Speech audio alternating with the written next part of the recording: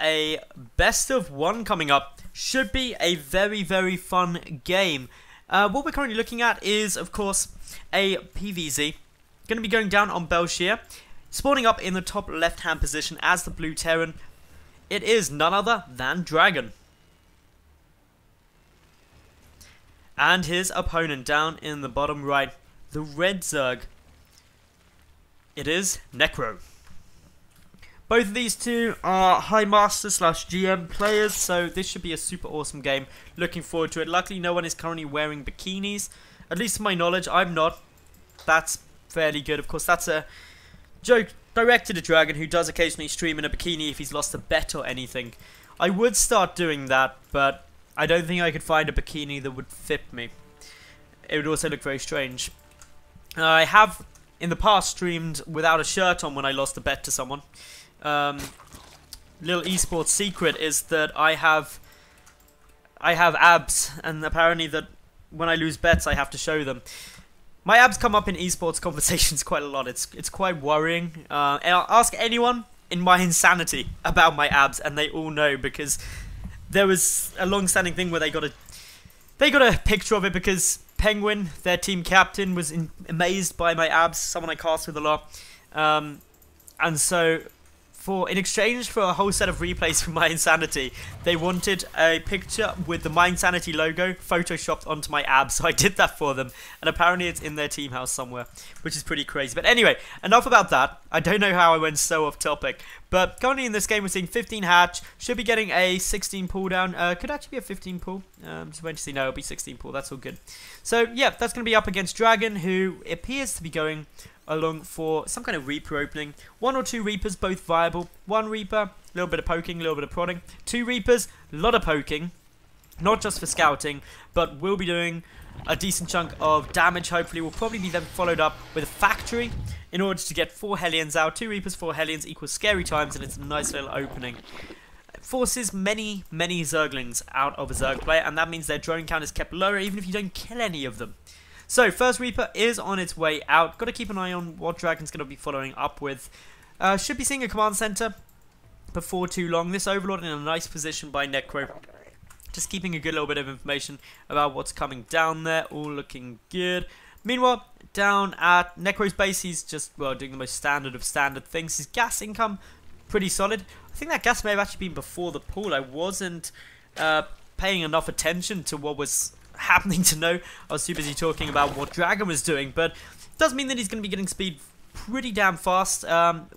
Whether he pulls drones or not will be interesting to see. Yep, he's going to pull those out. Didn't deposit the gas? Okay, that's fine. He starts speed. Never mind. For a second there I panicked that he pulled them before going back to the hatchery, and that would have been terrible if speed didn't start. Anyway, I can hear the bouncing and jumping of Reapers coming down. Just doing a little bit of damage up against these drones for the time being. It's a tad irritating. A drone actually going down here. That is not something you want to see. Become an extractor. You can do it, little drone. All good. Okay, so Reaper coming back. Still poking, still poking, still poking. Zerglings are now out. This Reaper can kite Zerglings for a long time unless it gets surrounded. Now needs to run away. Terrified for a while. Second Reaper going to come in. Going to help his buddy. Don't die first, Reaper.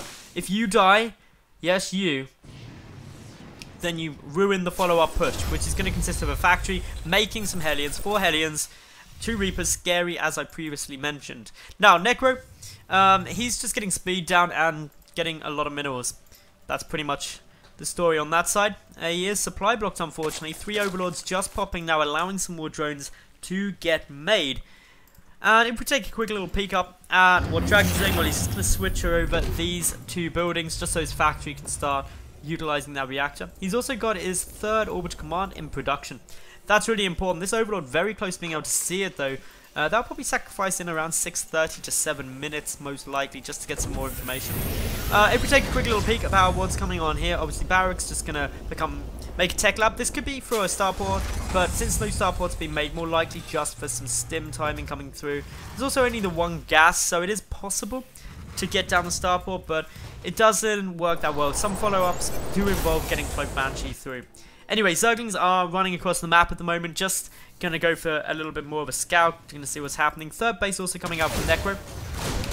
The Hellions have now been seen with the 2 Reapers. That really reveals what's coming. Already a Spine on its way though for NekRo, so he's making sure that he's safe with everything that is on its way.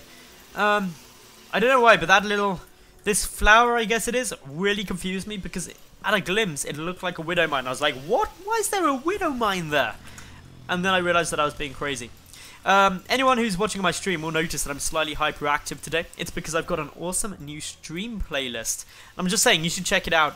My stream, that is. It is just twitch.tv/Madals. If you're watching on YouTube, follow it. It is good. Like, there's rainbows and butterflies and unicorns there or something. It just makes your life better following my stream. I promise. Anyway, as we see at the moment for NekRo, he's going up to 3 gases, adding in a Rotron and a Baneling Nest. So he could be going very, very aggressive. Got a decent number of Hellions just checking around everywhere that is going for the moment. Going to be keeping a little poke and prod of anything that may come down. See that we've got a decent number of supply depots there. It looks like Dragon wanted a quick pause. Luckily we're going from replay, so that doesn't really matter. Stim is about half done. We've got a couple more barracks being added in. Of course, the 3rd orbital command is there for the moment for Dragon. If we take a look over at what NekRo's doing, well, not too much. 16 roaches on their way out. That's a lot. Could follow that up with some lings, which will then become banelings, I'd imagine. Interestingly, no lair. We're like 8 minutes into the game. Lair hasn't been started. All the gas currently be funneled straight into roaches. That means no roach speed though, or baneling speed. Roaches are going to deal very well with this push. 18 more lings in production after this. Already a good number down. Banelings going to be on their way. This is a massive roach baneling all-in coming through, if anyone didn't already realise that. It's not a complete all-in because you can start droning after this, but only 41 drones down and no lair tech. It's difficult to transition, and generally it's not a massive complete all-in, it's just a very aggressive play. Lots of banelings now morphing as well. That basically wipes out all of NekRo's gas, so he can't make a lair anytime soon anyway. He's got to deal significant damage to Dragon now. To justify this, he needs to deal huge amounts. 1-1 upgrades coming down for Dragon 2. That's going to help him. The supply depots are down! That's not what you want. Raise the supply depots. Okay, bit of a mistiming there. Banelings, though, don't really care about that. Plow straight through. Supply block Dragon massively. The Banelings still waddling. Trying to get their way up there. And, well, nice detonation goes down, and they're still going forward. Of course, SCVs are going to start getting killed. Dragon splitting them quite nicely, but big hits still go down nonetheless. Couple more Banelings still chilling around here. Hellions coming back, don't know what they think they're going to do. These are Roaches Hellions, you're no good against them. The Marine count, unfortunately, down to 0. 2 Reapers, 4 Hellions trying to defend this. NekRo dealing good damage with this massive push. He's got more Zerglings in production, but my god, the SCV kill count is racking up.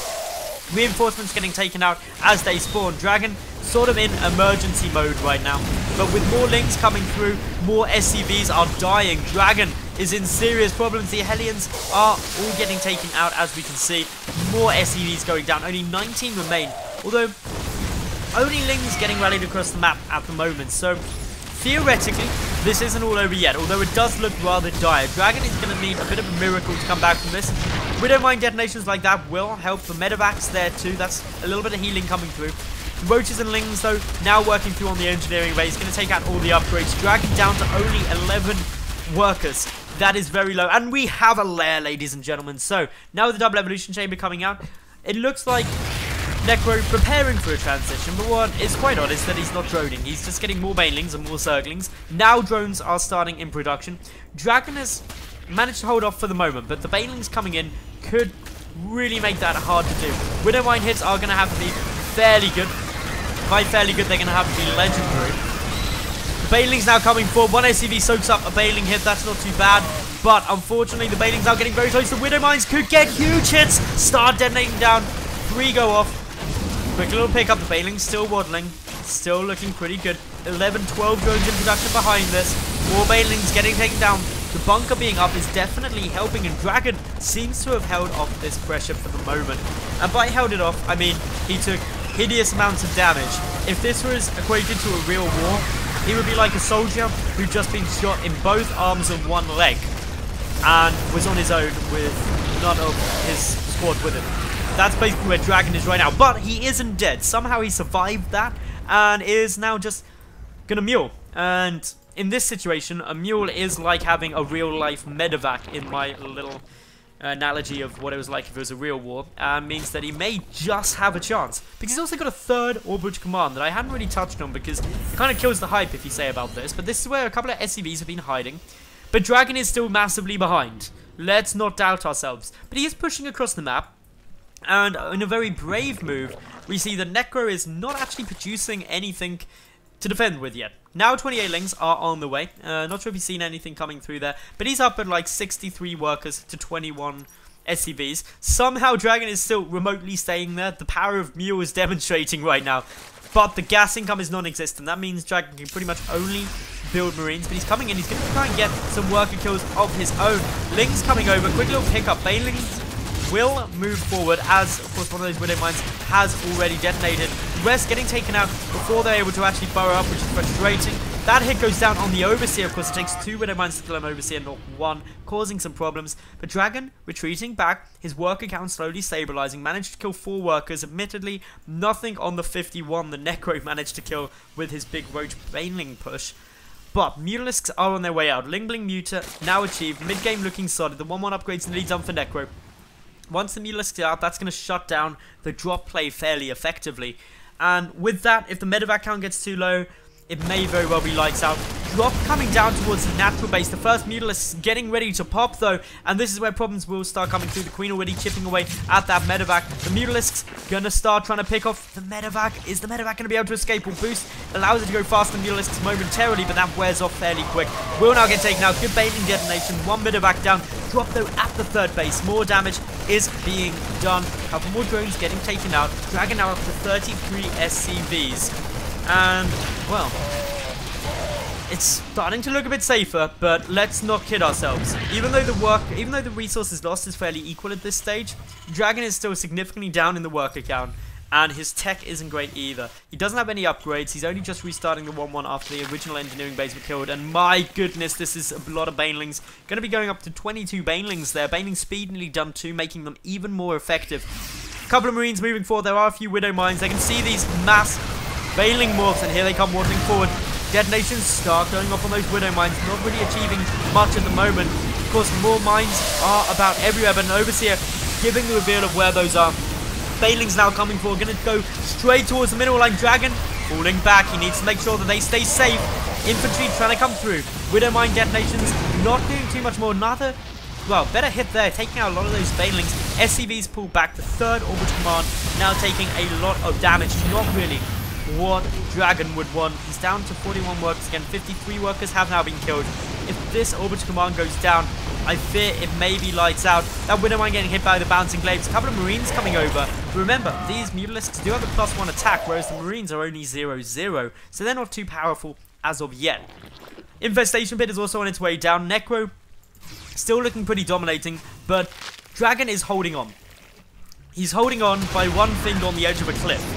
If that 1 finger can't take it anymore, then he's going to have some problems because, well, he'll fall off and die. And that's what he's really close to doing. He's only got 39 workers. His income now, only on 2 bases, is a lot lower. He's been heavily reliant on mules and is still heavily reliant on mules. His gas income very low. +1 infantry attack nearly finished. That's going to help the Marines deal a bit more damage, specifically against those Mutalisks.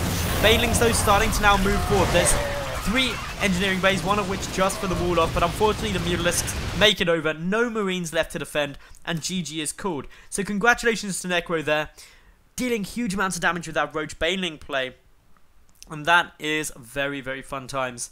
So, if you're watching on YouTube, subscribe, like the video, leave a cool comment, and if you're watching on my stream, make sure that you're following it, and stay tuned.